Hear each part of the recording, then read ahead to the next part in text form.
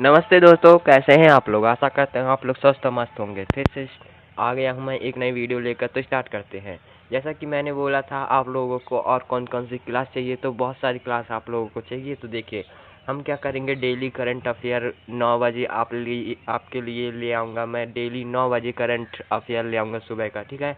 और वीक में आपका मैथ का एक चैप्टर ख़त्म होगा। प्रत्येक हफ्ते में आपका एक चैप्टर ख़त्म हो जाएगा मैथ का, ठीक है। चाहे जो भी चैप्टर हो वो ख़त्म हो जाएगा, ठीक है। फिर उसके बाद नवीन सर की क्लास आपको मिलती ही रहेगी। डेली बेसिस पे आपको नवीन सर की क्लास मिलती रहेगी। डेली आपको करंट अफेयर मिलेगा और डेली नवीन सर की क्लास मिलेगी। और वीकली यानी वीक में एक बार आप लोगों की मैथ की क्लास होगी, जिसमें पूरा चैप्टर हो जाएगा। एक ही क्लास में पूरा चैप्टर समाप्त कर दिया जाएगा।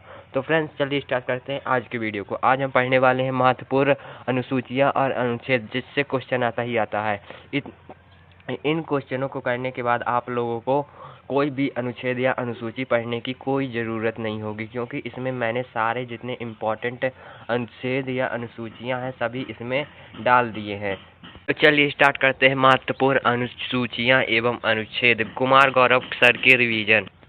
पहली अनुसूची आप लोगों को भारत के 28 राज्य और केंद्र शासित प्रदेशों के बारे में बताती है, तथा दूसरी अनुसूची आप लोगों को राष्ट्रपति और राज्यपाल, मुख्य न्यायाधीश और उच्च न्यायालय के सर्वोच्च न्यायालय के मुख्य न्यायाधीश और नियंत्रक महालेखाकी परीक्षक के वेतन के बारे में बताता है। मतलब कि दूसरी अनुसूची इन सभी के वेतन के बारे में बताती है। और तीसरी अनुसूची शपथ और प्रतिज्ञा के रूप में बताती है। चौथी अनुसूची राज्यसभा में भारत के प्रत्येक राज्य के लिए सीट आवंटित होगी, ये अनुसूची चौथी बताती है। पांचवी अनुसूची क्या कहती है? पांचवी अनुसूची कहती है कि अनुसूचित क्षेत्रों और जनजातियों का प्रशासन और नियंत्रण बताती है। छठी अनुसूची असम, मेघालय, त्रिपुरा और मिजोरम में जनजातीय क्षेत्रों के प्रशासन के लिए प्रावधान करती है। और सातवीं अनुसूची संघों और राज्यों के बीच शक्तियों और कार्यों का आवंटन देता है। इसमें अनुसूचियां संघ अनुसूची और राज्य और समवर्ती सूची शामिल है। आठवीं अनुसूची क्या कहती है? आठवीं अनुसूची 22 भाषाओं के बारे में बताती है। नौवीं अनुसूची भूमि कार्यकाल, भूमि कर, रेलवे और उद्योगों से संबंधित अधिनियम और आदेश शामिल है। 10वीं अनुसूची में क्या है? 10वीं अनुसूची में दल बदल के आधारों की अयोग्यता के प्रावधान शामिल है। और 11वीं अनुसूची में क्या है? तो 11वीं अनुसूची में इसमें पंचायती राज के प्रावधान है। और 12वीं अनुसूची इसमें नगर निगम के प्रावधान है। अब चलते हैं महत्वपूर्ण अनुच्छेद की ओर। महत्वपूर्ण अनुच्छेद आर्टिकल, सभी एग्जाम के लिए ये सब इसी से ही प्रश्न आएंगे, ठीक है। पहला अनुच्छेद पहला क्या कहता है? अनुच्छेद पहला राज्य और यूटी केंद्र शासित प्रदेशों के बारे में बताता है। और अनुच्छेद 5 से 11 नागरिकता के बारे में बताता है। अनुच्छेद 14 विधि के समक्ष समानता बताता है। और अनुच्छेद जो है 17 क्या बताता है? अस्पृश्यता का अंत। अनुच्छेद 18 उपाधियों का अंत बताता है। अनुच्छेद 19 विचार अभिव्यक्ति की स्वतंत्रता को बताता है। और अनुच्छेद 21 प्राण एवं दैहिक स्वतंत्रता का अधिकार है। अनुच्छेद 21A मतलब कि 21A से 6 से 14 वर्ष के बच्चों को फ्री शिक्षा का प्रावधान करता है। अनुच्छेद 24 शोषण के विरुद्ध अधिकार बताता है। और अनुच्छेद जो है 25 क्या कहता है? तो अनुच्छेद 25 अंतःकरण की स्वतंत्रता का अधिकार देता है। अनुच्छेद 32 संवैधानिक उपचारों का अधिकार बताता है। अनुच्छेद 37 डीपीएसपी को चुनौती कोर्ट में नहीं कर सकते, ये बताता है, ठीक है। अनुच्छेद 38 लोक कल्याणकारी राज्य के बारे में बताता है। अनुच्छेद 29A निःशुल्क विधिक सहायता के बारे में बताता है। अनुच्छेद 40 ग्राम पंचायत का गठन के बारे में बताता है। अनुच्छेद 44 समान नागरिकता संहिता के बारे में बताता है। अनुच्छेद 47 पोषण संबंधी अधिकार इसमें है। अनुच्छेद 50 कार्यपालिका और न्यायपालिका का पृथक्करण करता है।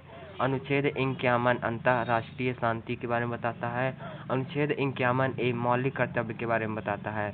अनुच्छेद 52 राष्ट्रपति के बारे में बताता है कि भारत का एक राष्ट्रपति होगा। और अनुच्छेद 53 राष्ट्रपति के पास कार्यपालिका की शक्ति होगी, ये बताता है। अनुच्छेद 54 निर्वाचक मंडल द्वारा चुनाव होंगे, ये बताता है। अनुच्छेद 55 क्या बताता है? तो निर्वाचक विधि। जो अनुच्छेद 56 बताता है राष्ट्रपति का कार्यकाल, जो कि 5 साल का होता है। अनुच्छेद 60 शपथ के बारे में बताता है। अनुच्छेद 61 महाभियोग के बारे में बताता है। अनुच्छेद 63 उपराष्ट्रपति के बारे में बताता है कि भारत का एक उपराष्ट्रपति होगा, ठीक है। और अनुच्छेद 71 जो है चुनाव के विवाद का निपटारा सुप्रीम कोर्ट करेगा, बताता है। अनुच्छेद 72 क्षमादान की शक्ति है, इसमें मृत्युदंड को भी ये क्षमादान कर सकता है, ठीक है। अनुच्छेद 76 महान्यायवादी के बारे में बताता है। अनुच्छेद 108 संयुक्त बैठक के बारे में बताता है। अनुच्छेद 110 धन विधेयक के बारे में बताता है। अनुच्छेद 112 वार्षिक वित्तीय विवरण के बारे में बताता है। अनुच्छेद जो है 123 राष्ट्रपति अध्यादेश जारी करेंगे, बताता है। अनुच्छेद 124 सुप्रीम कोर्ट के बारे में बताता है। और अनुच्छेद 129 सुप्रीम कोर्ट अभिलेख न्यायालय होगा, बताता है। अनुच्छेद 143 जो है राष्ट्रपति सुप्रीम कोर्ट से सलाह लेंगे, परामर्श लेंगे, ये बताता है। और अनुच्छेद 148 CAG कैग के बारे में बताता है। अनुच्छेद 153 राज्य में राज्यपाल के बारे में बताता है। अनुच्छेद 161 जो है राज्यपाल के क्षमादान के बारे में बताता है, लेकिन ये मृत्युदंड को क्षमा नहीं कर सकता। और अनुच्छेद 165 महाधिवक्ता के बारे में बताता है। अनुच्छेद 213 अध्यादेश के बारे में बताता है। अनुच्छेद 214 हाईकोर्ट के बारे में बताता है। और अनुच्छेद 215 अभिलेख न्यायालय के बारे में बताता है। हाई कोर्ट अभिलेख न्यायालय होगा, बताता है 215। अनुच्छेद 243 से 243 ओ स्थानीय स्वशासन के बारे में बताता है, जो कि ग्रामीण से संबंधित है। अनुच्छेद 246 GST के बारे में बताता है। अनुच्छेद 266 संचित निधि के बारे में बताता है। अनुच्छेद 267 जो है आकस्मिक निधि के बारे में बताता है। अनुच्छेद 239 AA, ठीक है ना, AA दिल्ली के बारे में बताता है। अनुच्छेद 263 अंतः राज्य परिषद के बारे में बताता है। और अनुच्छेद 280 वित्त आयोग के बारे में बताता है। अनुच्छेद 280 वित्त आयोग के बारे में बताता है। अनुच्छेद 300A संपत्ति के अधिकार के बारे में बताता है। अनुच्छेद 315 UPSC के बारे में बताता है। अनुच्छेद 324 निर्वाचन आयोग के बारे में बताता है। अनुच्छेद 338 और अनुच्छेद 338A इन दोनों को आपको बताना है। ये आप लोगों के लिए होमवर्क का क्वेश्चन है, कमेंट करके इसको बताइएगा। नेक्स्ट है अनुच्छेद 343, ये राज्य भाषा हिंदी होगी, ये बताता है। अनुच्छेद 352 राष्ट्रीय आपातकाल के बारे में बताता है। अनुच्छेद 356 राष्ट्रपति शासन के बारे में बताता है, प्रेसिडेंट रूल के बारे में बताता है, ठीक है ना। और अनुच्छेद 360 वित्तीय आपातकाल के बारे में बताता है। अनुच्छेद 368 संविधान संशोधन के बारे में बताता है। अनुच्छेद 370 जम्मू कश्मीर के बारे में बताता था, जो कि अब ये ख़त्म हो चुका है। तो फ्रेंड्स इस वीडियो में इतना ही। कैसी लगी आप लोगों की वीडियो कमेंट में ज़रूर बताएं और होमवर्क का क्वेश्चन ज़रूर दें। और इसका जो PDF है आप लोगों को टेलीग्राम में मिलेगा। PDF कहाँ मिलेगा? इसका PDF आप लोगों को टेलीग्राम में मिलेगा। तो टेलीग्राम का लिंक जो है डिस्क्रिप्शन है, अभी जाकर ज्वाइन करें। मिलते हैं नेक्स्ट वीडियो में, जब तक के लिए धन्यवाद।